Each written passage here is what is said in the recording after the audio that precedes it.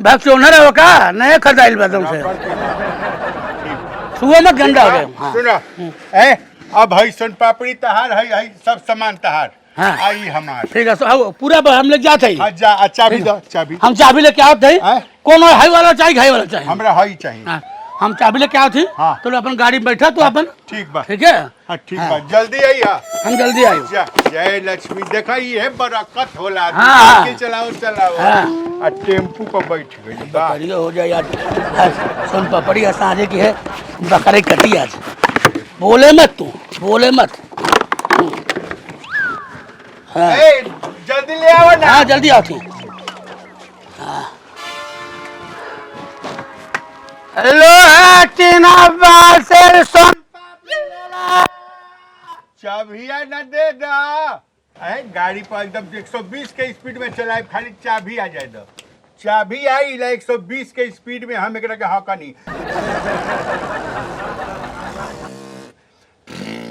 कहाँ चले के बा कहीं कहाँ चले के बा? हाँ हेने आ पहले काहे तू बोला ना कहाँ चले के बा? अरे भाई तू के आवा पहले हेनी आवा ना हेनी हे जा हम गाड़ी के मालिक हई है गाड़ी के मालिक हई है गाड़ी के मालिक हई गाड़ी के मालिक के मुंह अच्छा के कर मुंह ए मर गाड़ी हमार हो ई गाड़ी हमार हो गाड़ी तार अब ही किननी है अब ही किनले बानी गाड़ी अब ही तो गाड़ी हमार किनला कैसे हवा आए कैसे किनला हवा? चाबी ले आवे गोइल बाड़े चाबी ले आवे गोइल बाड़े अभी बस इंतजारे करतनी।